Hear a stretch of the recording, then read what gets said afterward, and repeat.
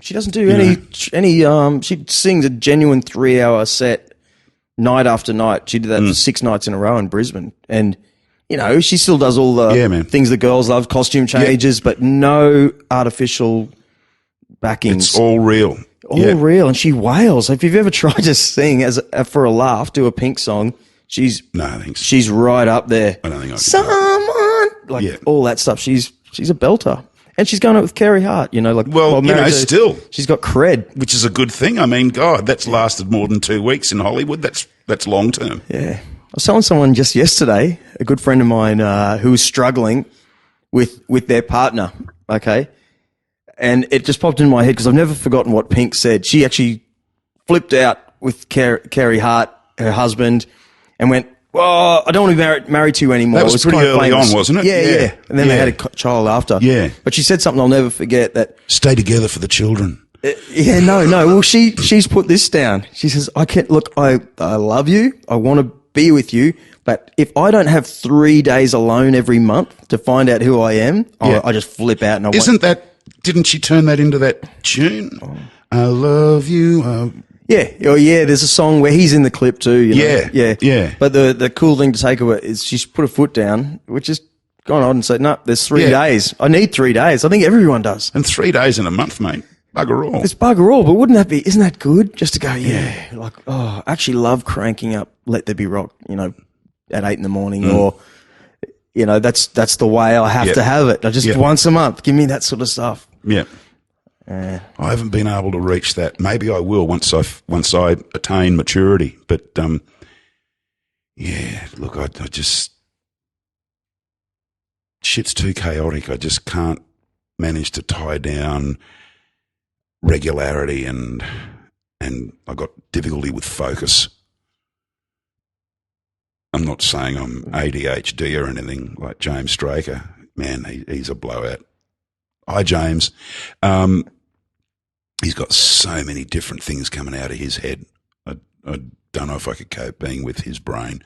But, I don't know. It seems like all I've ever wanted to do is keep doing the shit that I did when I was 15. Yeah. And I know it hasn't been the most responsible approach to the game of life. I fully realise that, and I'll cop the criticism. And I do try and moderate as I get older. But, I've been spoiled. I've done shit that mostly I love all of my life, whether it be music or motorcycles or even selling fine wine for 15 years, which was so much like rock and roll anyway. Yeah, and it was during this fabulous halcyon period where I worked for a company that was an independent wine specialist brand called the Grape Group. Wow. And all the guys in that company at whatever store that were the store wine managers and that sort of stuff, man, for 7 or 8 years until we got bought out by Coles, where the whole thing was just fucked straight away by the nature of big corporate companies. Man, the people on the floor that were doing the selling and turning people onto new stuff and that sort of stuff, we got all the lurks and perks instead of the owners and that sort of stuff. So we got to go to the wineries. We got flown all over the country. We got put through internationally acknowledged wine education classes. We'd go to tastings. We'd go to tastings 2 and 3 times a week with the greatest wines in the world and the best wines in the country. And it was just, man, it was like a Venice version of rock and roll. Brilliant, yeah. But that shit doesn't exist anymore because Coles and Woolies just dominate the market. Yeah, they also dominate the venues. They dominate everything, mate, and it sucks. Yeah. And, both governments in this country, both sides of politics, Labor and Liberal, crap on about this, we won't tolerate monopolies, but they tolerate a duopoly that wouldn't be allowed to exist in the States. Yeah. It's just so detrimental to small producers, to small business, to small everything. Yeah. And, man, all I can say, support the independents in anything in life. Support the independents. Yeah. Now more than ever. Now more than ever. I think it actually has started, there was, even when it comes to eBay, I know there's a whole bunch of people going, yeah, we get it for cheap from Hong Kong. I know a whole bunch of people now that just have it in their heart is that I just can't do it. I'll just Google. Yep. I'll just search where on eBay, whatever it is, come through, where it's cheapest in Australia. oh, there's someone selling it in Perth, and it still cost me an arm and a leg. It's double the cost, but you know, it makes you feel good when you do that. It does, man. But look, knowing sadly, that some kid over there is putting in the post. We used to make stuff in this country, whether it was nails or Trains. whatever, man. But we make bugger all. We're about to stop completely making cars. So Isn't that bizarre? isn't that just... You know, going back to what you said before, I bet, or you, okay, me, and a whole bunch of people who grew up in rock and roll, particularly in the years that you did, and I was lucky to be in that Yep. That's all we did. Yep. No one knew where we were, so we were either rehearsing or gigging. Great times, earning enough money, and Or at least getting drink riders and all the associated freebies. Yeah. But there was a certain you had a bit of a status as well, like a hidden. Oh, you lucky guys. Yeah. You know. But I'd go nuts on Sundays now. I feel like I need to do more. Like we've spent a life in this little tribe, in these short bursts every day. What's happening? With no plans of buying homes and planning holidays. Yeah. No.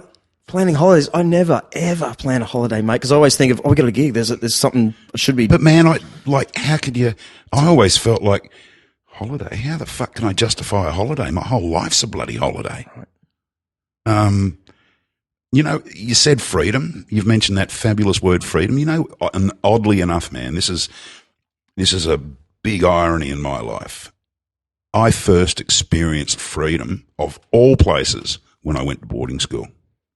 Because I no longer, for all of the rules and all of the other shit that you had in an old school, sort of like Anglophile sort of boarding school, the one thing that you didn't have, despite all the other shit that you had to handle and deal with and fall into line with, the one thing you didn't have to hassle with was your parents. And to me, I remember being dropped off at Goulburn, my first boarding school, at the beginning of first form high school. In the freezing? Well, it was the middle of summer, so it was stinking fucking hot. But and I remember thinking, oh, man, I'm so sad. Mum and Dad are going home. By midweek, 3 days in, I phoned Mum and Dad and said, oh, look, you don't have to worry about coming up this weekend. Wow. I'll be fine. Wow. You're in a tribe. And the next 4 years as a boarder, 2 years there and 2 years up here, I didn't even want to go back to being a day boy when my parents moved from the Canberra to the Goldie, where I was a boarder up here. I'd spent 4 years as a boarder. I didn't know anything about being a day boy. Jeez. I know some hardcore people who were boarders. Like they're very, I think they're different. You know, I've known a lot that have gone over the edge. Or more like, geez, you're doing heroin? Ugh, that's a bit odd. You know, one of my dearest friends necked himself at the beginning of grade 12. Chinese guy. Very likely would have turned out to be gay. But, man, he was a genius. He was a boarder. His parents lived in New Guinea. He was a concert grade pianist by the time he got to grade 10. He was doing the same with saxophone. He was in the choir, all the classic soft boy stuff that the bully element always latches onto and nails in any male group scenario. Yeah.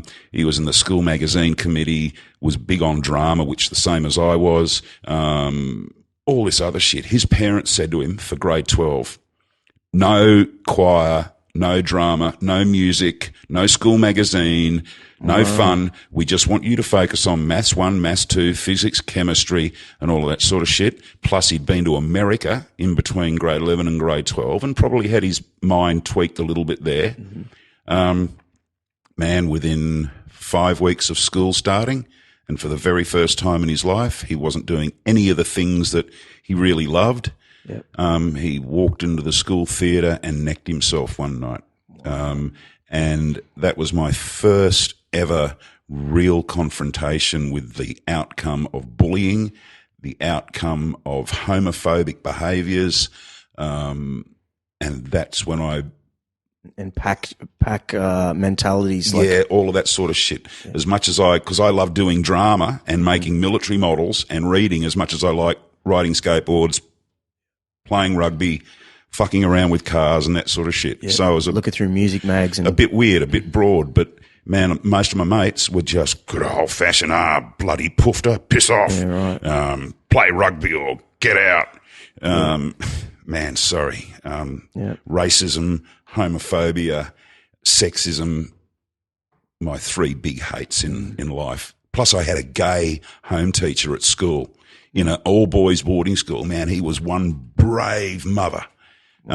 Overtly gay, really, really quite the handsome, fit young dude, tanned with really short shorts of the period and a body shirt. And Graham Kerr, I love you, man. Yeah. He was a new teacher at an all boys boarding school the same year that I was a new student, and we just gravitated because I was a red-headed, pale-skinned kid from Canberra, and he was an overtly gay, or a poofter, as they were called back then. Yeah. He was an overtly puffy guy in an all boys school. Man, he had balls of steel. Wow. He had balls of steel, and that was, again, just copped it every day. A pivotal moment in my accepting that people are different. Right. And if you can't deal with it, at least have the respect to keep your mouth shut. Wow. It's another world, boarding schools. Like it's like when my next door neighbour's a policeman. If he was a policeman in Surfers Paradise for 5 years, or he was a copper all the time, yeah. But as soon as he opens his mouth up, everyone wants to hear a story. Like, tell us some stories, or if you've ever gone to jail, tell us some stories. Like, what happened? You know, same with boarding schools. Like, you know, all we know is what are films. You know, it was unbelievable, mate. People don't tricks and it was just fun. And like I said, you didn't have your parents there. Man, as a boarder, we had shit food. And that sets you up for life as well. Once you've eaten boarding school food, man, you can eat virtually anything. You can sleep in just about any bed because you've spent all your life sleeping in shit beds. Yeah. But man, we were starving, hungry, and never had good food. So we pinched 4 chooks from this guy's animal husbandry experiment. Because they were all bushies that I boarded with. They were all from out west. And so we pinched 4 chooks, took them after chapel on Sunday night, took them down to the creek at this well-known boarding school on the Gold Coast. Bumped them on the heads, wrung their necks, whatever, plucked them, cooked them, ate them, and forgot to bury the fucking feathers. And the next morning, the rowing 8 went out for a row, and there were all these feathers blowing down the Nerang River. And we get into the first lesson of the morning, and all of a sudden there's this speaker goes, crackle, crackle. Unless those responsible for the theft and death of David Penrose's chickens come forward to the duty room within 10 minutes, the entire school will be held back on Friday afternoon. And my geography teacher, Bill King, who was an arch left-winger in a school full of National Party voters, said, as soon as it clicked off, he's gone, if I ever catch those little bastards, they'll get what for. And I've gone, sir, I need to be excused. And he's looked at me and he's gone, oh, my God, Williams, get out of here now. We got gated, which means as a boarder, no leave for an entire semester. Wow. And Mum used to say, well, why aren't you coming home this weekend? Why aren't you coming in to see us on Sunday? Oh, just too much stuff at school, Mum. Interesting. We weren't allowed to leave. But it was fun, mate. It was really fun. And it purges you of... I didn't shower for nearly 2 weeks when I went there. I'd come from a boarder. Did you become a boarder on the Gold Coast? No, I was already a boarder in Goulburn, but that was a co-ed school where you had your own private little shower and bath. Yeah. Up there, it was like a bloody prison, man, just a big open room with a dozen different nozzles coming off the wall. Like, don't drop the soap. Yeah, right. And I didn't shower for the first 11 days or however long it was because I just couldn't bring myself to get nude in front of other blokes. Then once I did, man... Dick's out. Dick's out. Fucking no dramas for the rest of your life. Oh, I saw your dick. And? Yeah, right. That happened to me not long ago when I had Somebody saw your dick? No, like I had we were racing in Winton, which is down Victoria there. Yeah. And because we raced at Goulburn quite a lot doing that Formula Ford stuff. But yeah, I had this mechanic from he was Northern Englander, but he was clearly from a boarding school or something. From bloody York. He just got out of the shower and like, dude, your dick's out. And he's just talking away. So what are we doing? You know, one of those classic cases. Yeah. It's different. Yeah, at public school, you get thick skin pretty quickly. Yeah, and I certainly did as a redhead. I don't know. Well, I guess it's still pretty the same now. But man, as an only child redhead growing up in the 60s and going to a new school every 2 years because Dad was in the Navy and moved around, man, same old shit every time. I'd heard every possible Yeah, right. piss take for redheads by the time I got to about